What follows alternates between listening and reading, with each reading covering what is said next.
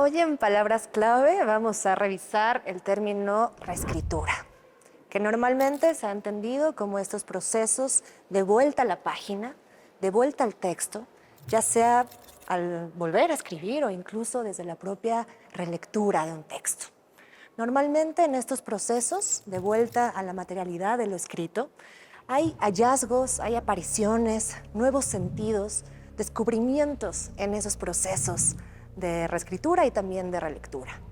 Pero hoy el término se complejiza y esto es gracias a que lo vamos a revisar a la luz de la trayectoria de la artista, escritora, docente mexicana Verónica Gerber-Visechi. A lo largo de su carrera, esta artista ha visitado diversos espacios limítrofes, ha hecho compaginar, pero también traducirse, hacerse influyentes los lenguajes visuales y los discursivos, el texto y la imagen, incluso el silencio. En ese sentido, la noción de reescritura se vuelve compleja y se potencia porque hablamos de cuerpos extendidos, del texto mismo como un cuerpo vivo, transformándose una y otra vez. De la mano de la curadora Virginia Roy, revisaremos entonces hoy la obra de Verónica Gerber-Visechi y la idea misma de reescritura como estas maneras de contagio, de transformación mutua y múltiple. Están en Palabras Clave, no se vayan.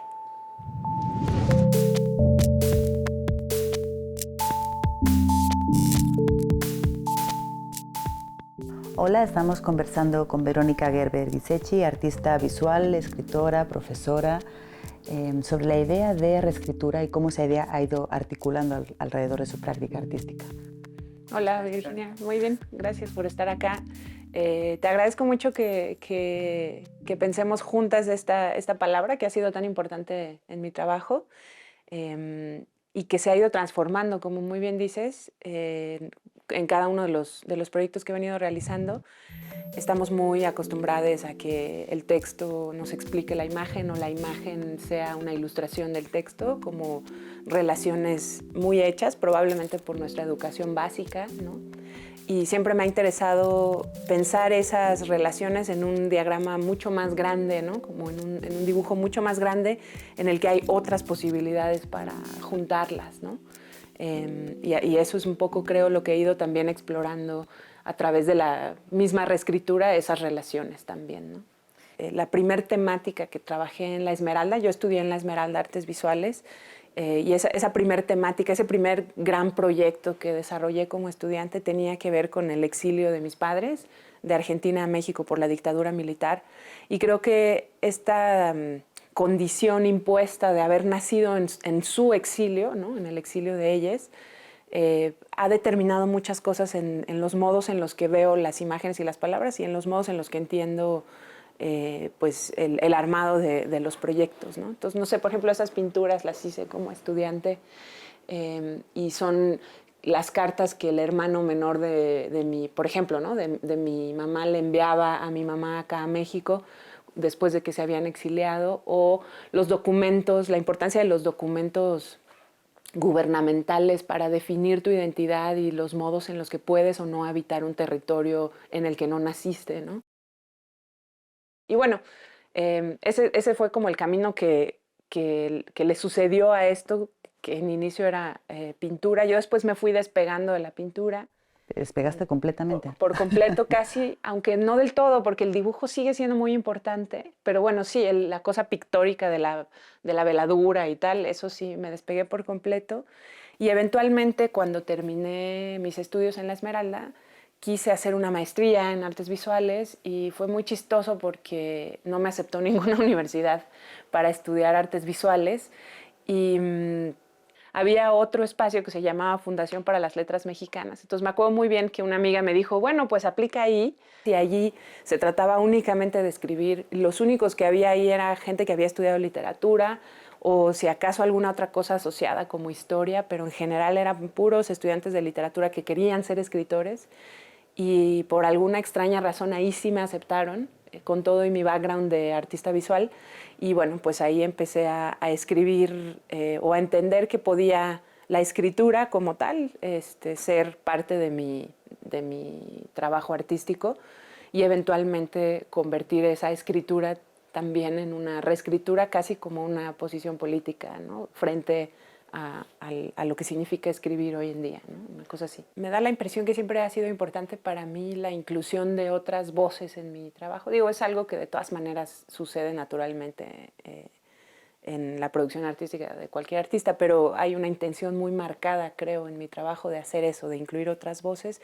Y en ese sentido, estas primeras piezas en las que usaba el silencio como materia, por ejemplo, está, no sé, la serie de diagramas de silencio, en la que selecciono poemas de poetas significativos para mí, no sé, como Emily Dickinson o Alejandra Pizarnik, Gloria Gerbitz, y entonces los dibujos nacen de la puntuación de estos poemas. Una coma se convierte en un círculo de un tamaño específico, un punto y aparte es un círculo más grande que una coma, un punto y coma es intermedio, y eso como que va creciendo desde la puntuación y después se van uniendo uno con otro y conforman pues esta serie de dibujos o incluso murales también que hice durante algún tiempo para tratar de entender o de pensar la estructura que hay en los textos como parte de algo que me llevaría después a la reescritura. Es decir, la reescritura también como un modo de resquebrajar o desmantelar las estructuras ya como sistemáticas o establecidas, ¿no? Exacto. Yo creo que Mudanza fue también un momento muy importante para mí porque detecté a estos escritores, ¿no? Que se habían convertido en artistas visuales y hasta cierto punto era exactamente el camino al revés. Y en su convertirse en artistas visuales habían justo hecho estas tergiversaciones, estas como desobediencias con lo que significa hacer literatura, y al hacer artes visuales me parecía a mí que no dejaban de hacer literatura, solo que era otra literatura, una que me interesaba mucho por obvias razones, ¿no? Y por supuesto que Ulises Carrión es uno de los, pues como de las figuras más importantes para mí en este proceso de entender particularmente la importancia de la estructura y de entender que estas desobediencias o estas tergiversaciones son modos también de escribir de otra manera o incluso de reescribir, ¿no? lo que ya está. Es un momento del mundo y un momento del arte contemporáneo que está en crisis y que hay que hacer cambios profundos, y ella desde la educación, más allá de su trabajo como artista, ¿no? Desde la educación, ejerce eso cotidianamente, ¿no? Además es una docente valiente, enfrenta los problemas, se para frente al problema y hace que la sigamos para resolverlo, ¿no? En casi todos los proyectos de Vero, aunque ella hace muchas cosas y tiene una diversidad, digamos, de estrategias, yo sigo creyendo que ella es una artista de libros. El libro le permite una estructura, le permite una capacidad de combinar diferente tipo de información, pero quizás lo que a mí más me gusta es que ella ahí incorpora textos casi siempre autobiográficos que tienen una gran capacidad de nombrar algo muy complicado y al mismo tiempo muy emocionante.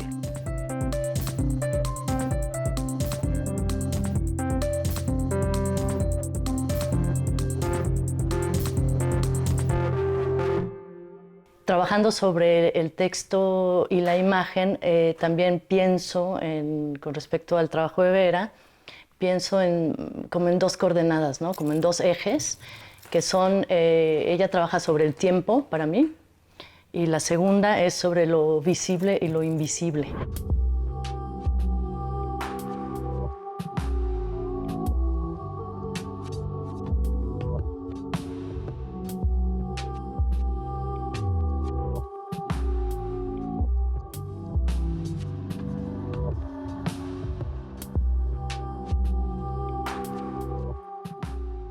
Después de Mudanza, ¿no?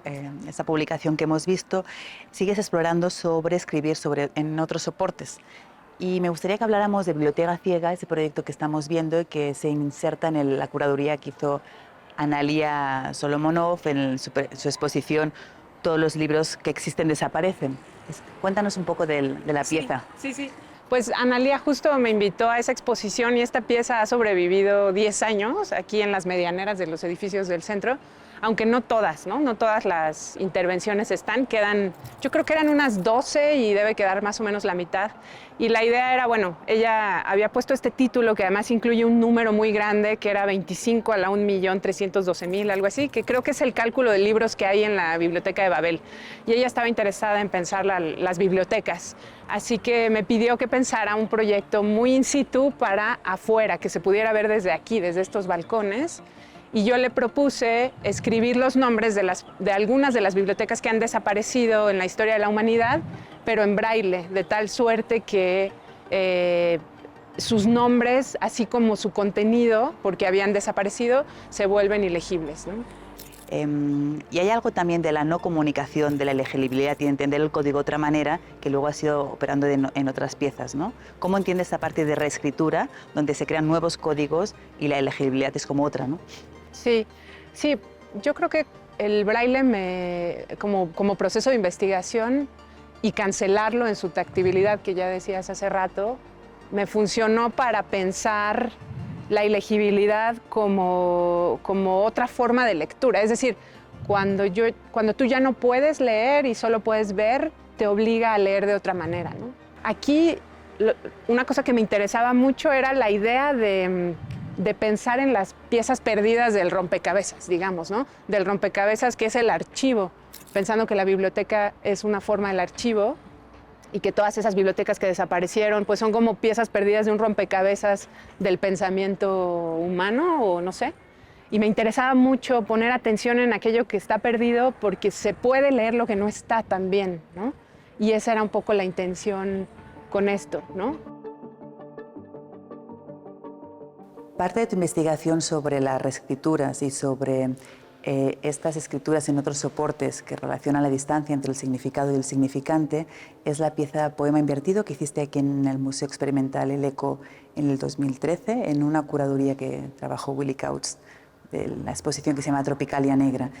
Y tu pieza parte del poema de Plástico de Geritz en el 52 para justamente reinvertir, ¿no? Y repensar lo que sería el código, la legibilidad en general de la escritura. No sé si nos puedes hablar un poco. Pues justo la petición de Willy Kautz fue muy específica y él quería que yo trabajara con ese poema plástico. Y me gustó mucho la idea porque me hacía sentir como que me podía yo empezar a convertir en una especie de criptógrafa, ¿no? Y desde luego, pues lo que más me interesó fue tratar de descifrar ese poema plástico y lo que hice fue en este muro que se llama La Torre Negra, digamos, la conclusión de esa investigación artística que eché a andar para tratar de ver qué secreto estaba escondido en el poema plástico de Geritz fue pintarlo aquí en negativo, es decir, como los espacios interiores posibles para tratar de verlo desde otro lugar al poema y ver si eso me arrojaba posibles significados o posibles lecturas, sobre todo. Porque era un poema que tampoco, hasta el 2018, que hubo un colectivo de la UNAM joven que pudo descifrar un poco el contenido del poema plástico, no se conocía. Sí, cuando a mí me invitaron a ver el poema plástico, enseguida pensé, debe haber un mensaje oculto ahí. Obviamente no creo haber sido la primera en pensar eso, pero lo cierto es que en la investigación que hice no encontré a nadie intentando descifrarlo. Y este colectivo de académicos de la UNAM lo logró descifrar y descubrieron que el mensaje es un mensaje lleno de humor y también de una crítica muy corrosiva al sistema del arte mexicano y a sus personajes, ¿no? Como parte del proceso también le escribí por correo electrónico a un criptógrafo que me contestó que el proceso para decodificar una cosa como la de Geritz podía llevarle toda la vida y me preguntaba si yo iba a tener el presupuesto para sostener el resto de su vida, ¿no? Cosa que pues evidentemente no iba a poder hacer, pero eso digamos que me acercó a la idea de criptografía y a pensar también la criptografía o la traducción como una forma de reescritura también, ¿no? Si antes decía yo que la lectura puede ser una manera de reescribir algo, pues también traducirlo es una forma de reescribirlo. Entonces, a partir de ese acercamiento a la criptografía, empecé a leer sobre criptografía sin ser en absoluto experta, y encontré que hay una cosa que se llama transposición simétrica, que yo a su vez traduje como una manera de invertir, ¿no? Entonces por eso decidí invertir el poema plástico de Geritz. No lees desde lo que no está, lees desde lo que hay, ¿no? Entonces voltear todo el proceso a ver qué pasaba, ¿no? De hecho, la reescritura como legibilidad y como código, que era algo que veíamos también en las piezas de Biblioteca Ciega y de Poema Invertido, me recuerda a tu publicación, a tu libro Conjunto Vacío, y en concreto a cuando los dos personajes van a ver una exposición que se llama justamente La poética de lo ilegible, disgrafía, hipergrafía, ¿no? Y todos ese tipos de grafías que ven en la exposición. Sí, me encanta que hagas ese puente, porque fue una decisión que me importó mucho hacer cuando hice Conjunto Vacío, que era hacer un ejercicio curatorial adentro de un libro que ha sido catalogado como una novela, ¿no? O como un libro de narrativa. Y sí, bueno, por ejemplo, en este cuaderno están todos los dibujos de ese proyecto.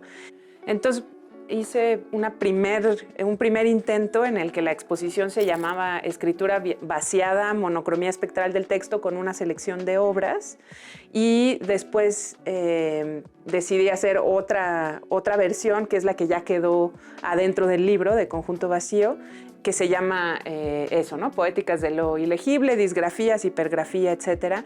Me interesaba mucho ponerle títulos muy rebuscados a estas exposiciones, un poco así como en un guiño divertido hacia los curadores, ¿no? Que a veces hacen estos títulos, pero sobre todo era importante para mí, como tú bien has leído, meter esta burbuja curatorial adentro de Conjunto Vacío, en la que hubiera un análisis visual e incluso discursivo de qué significa cuando el texto no es legible, ¿no? Y eso, por supuesto, que se conecta muchísimo con Poema Invertido y con Biblioteca Ciega, sin duda. Si pensamos también en la reescritura como esta potencialidad que tiene el lenguaje, la potencialidad que tiene la palabra y la flexibilidad a crear nuevas significaciones, vocabularios en función de los contextos situados, me recuerda mucho al proyecto que hiciste con Cecilia Delgado en el MUCA Roma, que se llama Vocabulario B. Y justamente, cuéntanos un poco de este proyecto. Sí, claro. Este proyecto, en efecto, trataba de poner a prueba la flexibilidad de las palabras en una suerte de reescritura, y también la necesidad que me parece así urgente de pensar en los futuros, ¿no? Entonces, un poco estuve yendo a un par de escuelas en la colonia Roma, también a un grupo, también trabajé con un grupo de niñas otomíes, ¿no? Y estuvimos haciendo unos talleres muy breves, ¿no? Los profesores de las escuelas me cedían 50 minutos, en los que las niñas inventaban palabras para el futuro, para pensar el futuro. Reflexionábamos mucho sobre lo importante que es entender que las palabras y el lenguaje determinan nuestras maneras de pensar, y que si cambiamos las palabras, entonces también pueden cambiar nuestras maneras de pensar y de afrontar el presente y el futuro, ¿no? Entonces un poco por ahí iba el ejercicio. Y después de hacer todos estos ejercicios en las escuelas, vino todo un proceso de transcripción para tener recopilado este vocabulario B, que me gusta B porque es la segunda, ¿no? No es A. Y también lo del vocabulario B viene de 1984 y las maneras en las que el vocabulario se ve transformado en esa distopía.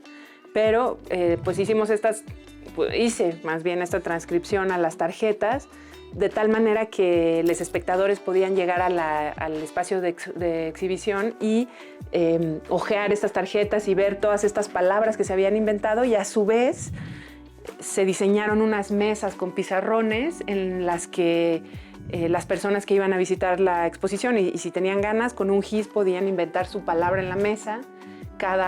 Todos los días se tomaba foto de la mesa y después me mandaban esas fotos, y esas palabras se volvían también a transcribir acá, ¿no?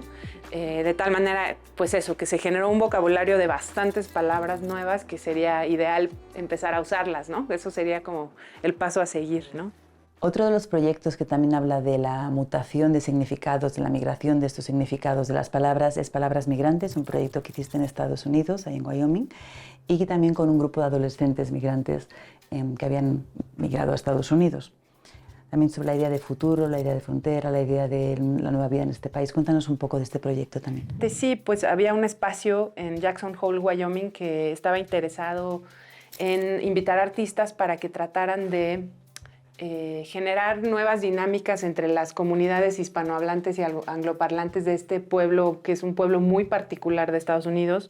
Entonces yo propuse hacer estos talleres, me invitaron igualmente a escuelas, fui a muchas de las escuelas de Jackson Hole, si no es que a todas, con niñes a pensar desde la idea del emoji, algunas palabras que tenían una connotación simbólica muy pesada, ¿no?, para ellos, y que eso les obligara a pensar de otra manera su situación y su relación con el territorio, precisamente. Y entonces, pues, en los talleres les pedí eso, que inventaran emojis que no existen, y los resultados, pues, eran esto, ¿no? Este es un emoji para frontera, por ejemplo, ¿no?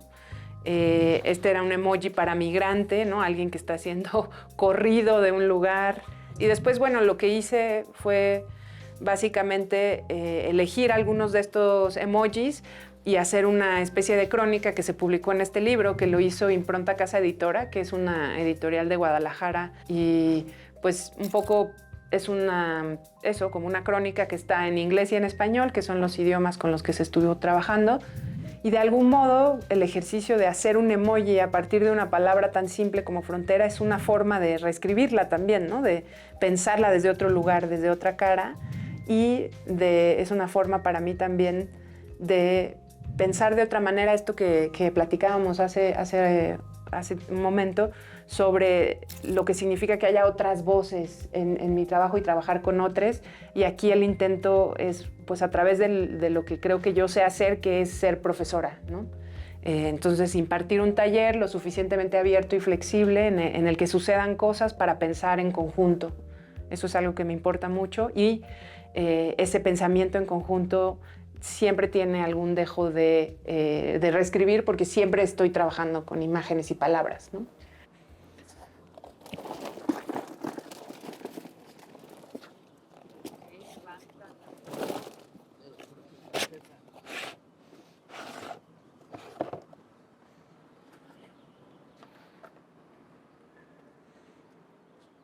Cuéntanos cómo es el proceso de composta.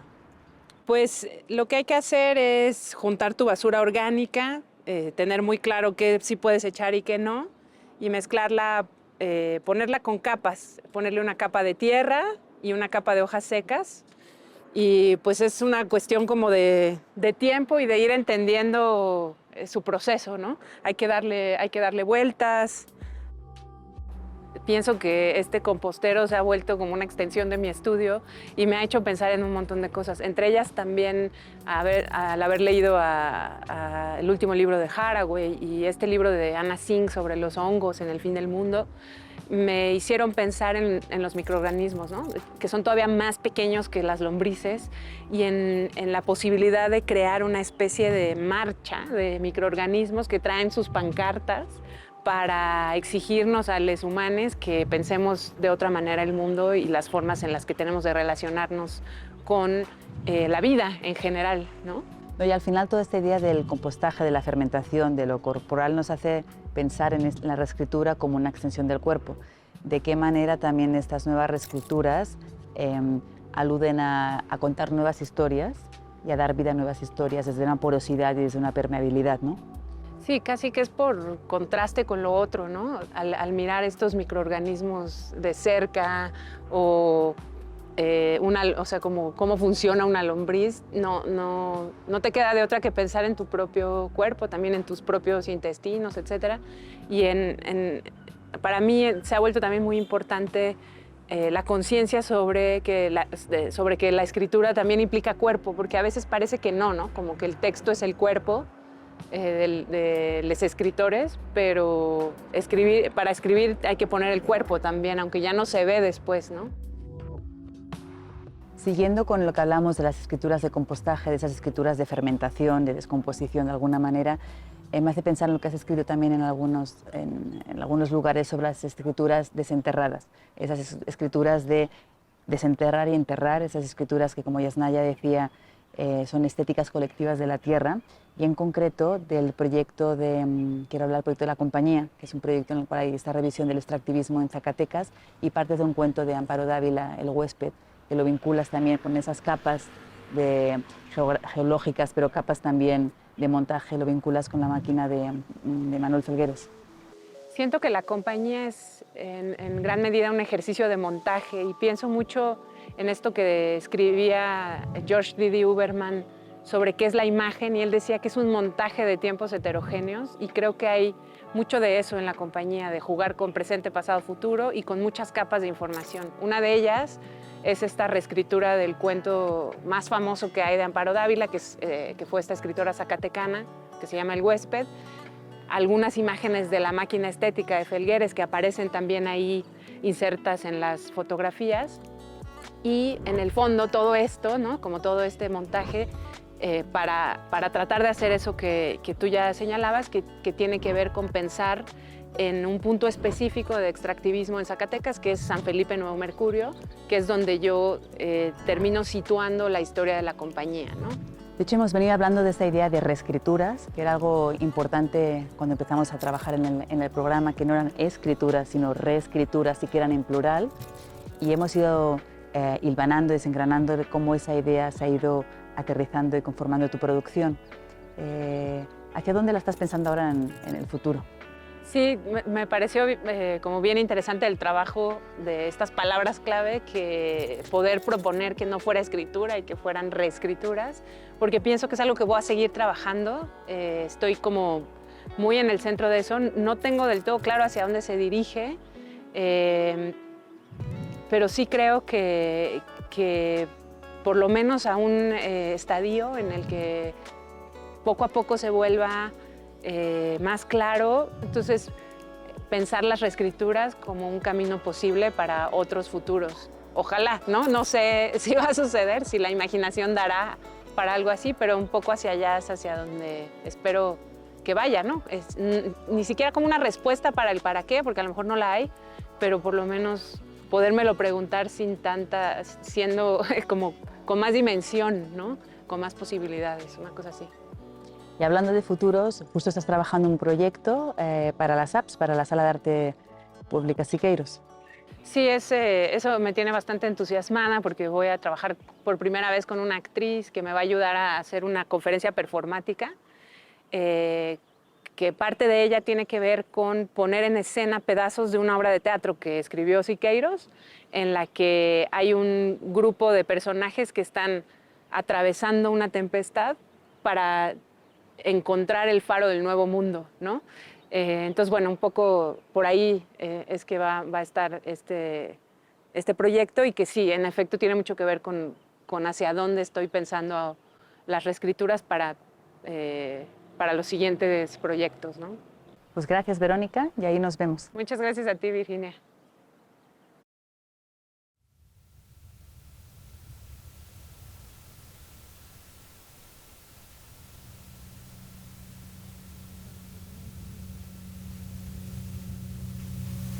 Otras premoniciones hablaban sobre el fin del mundo. Decía que se va a acabar en el 4006 y que esa fecha está cifrada en el cuadro de La Última Cena. Las palabras se me derrapaban, pensaba cosas, pero no podía comunicarlas, y después vino el vómito. Un vómito tras otro, sin parar. Mi cuerpo se había convertido en un barco y surcaba una tempestad invisible.